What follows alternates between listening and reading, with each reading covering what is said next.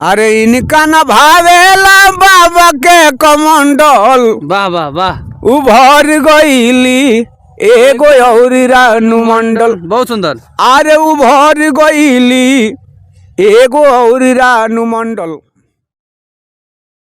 बहुत ही दमदार हमारे गुरुजी के द्वारा एगो धाकड़ कविता चुनाव पर लेके आयल बनी जी। कविता कौन बा गुरुजी? ई बनौले रहनी कविता जी, लेकिन एकरा के सोचा तनी कि गीत में एकरा के परोस जी बिल्कुल एकरा के स्वागत अगर बा। गुनगुना के अगर परोस तनी त ई गीत खन बा जी। त ई सोचे तनी कि एकरा के गीत में डाली। आ एगो और निहोरा बा कि कवि के काम हवे रचना कइल, केहू के राजनीति से ना जोड़ी जी। कुछ लोग टारगेट करता हमके, तो ऐसन मत कइल जाओ कि केहू कुछ लिखे से अब कतराए लगे। ऐसन करी कि सामने वाला लिखल जारी रखो। कुछ अगर गलत कमेंट्स करे से पहले एक बार हमरा पूरा प्रोफाइल पर जाके चेक कर ले, पेज से लेके कि कहीं हम राजनीति के पोस्ट डलले हो कि लोग जाओ तब रउआ गलत कमेंट कर सकते। जी बिल्कुल बिल्कुल। अगर हम नहीं कइले तो रउआ दोषी बानी। तब रचना सुनल जाओ, हम रचना सुनावे। स्वागत बा स्वागत बा।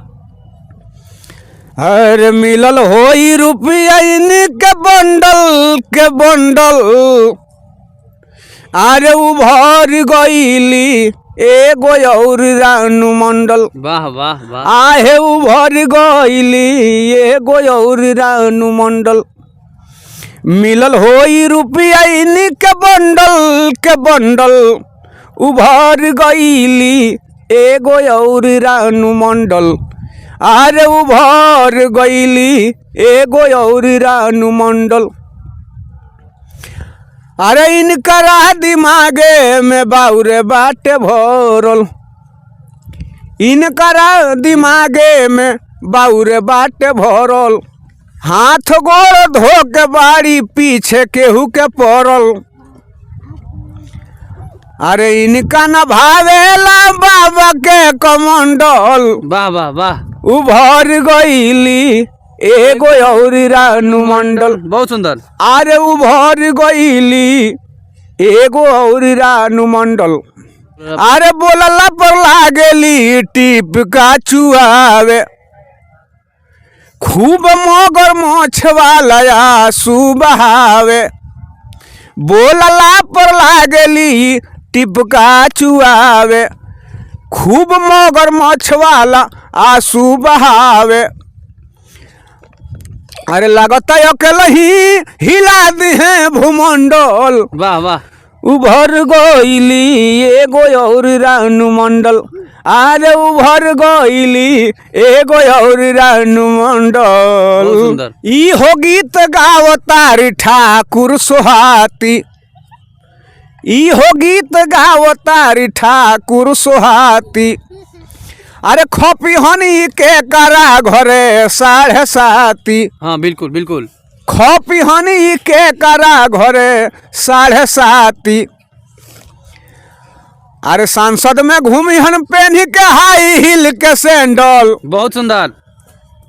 लालसा इहे बा, लालसा ये बा बिल्कुल। अरे सांसद में बैठी हन पेनी के हाई हिल के सैंडल।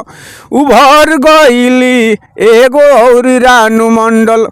उभर गईली एगो और रानू मंडल। अरे इनका न भावेला बाबा के कमंडल। उभर गईली एगो और रानू मंडल। अरे उभर गईली एगो और रानू मंडल। सब देख सकत रहनी गाना के बोल रहा उभर गईली एगो और रानू मंडल। और यहाँ के शानदार कविता सुनौनी है। हम चाहेम कि भोजपुरिया माटी के लाल पेज के रउआ सब फॉलो करी और ज़्यादा से ज़्यादा पोस्ट के शेयर करी और हमारा पेज से जुड़ी और ग्राउंड रिपोर्ट के खबर रउआ देखी। खबर देखे खातिर हमारा पेज के फॉलो करी। काहे से भोजपुरिया माटी के लाल वो हर एक गरीब मजदूर के पास जाता, हर एक गरीब की आवाज़ उठाता। हम चाहेम कि हमारा वीडियो से रउआ जुड़ी, हमारा फेसबुक पेज के फॉलो करी। अगर ये फेसबुक पर देखा था नहीं तो पेज को फॉलो कर ली। अगर यूट्यूब पर देखा था नहीं तो चैनल के सब्सक्राइब कर ली। इंस्टाग्राम पर बानी तो पेज के फॉलो कर ली। कैमरामैन के साथ दिलीप दीवाना युवा कवि। धन्यवाद।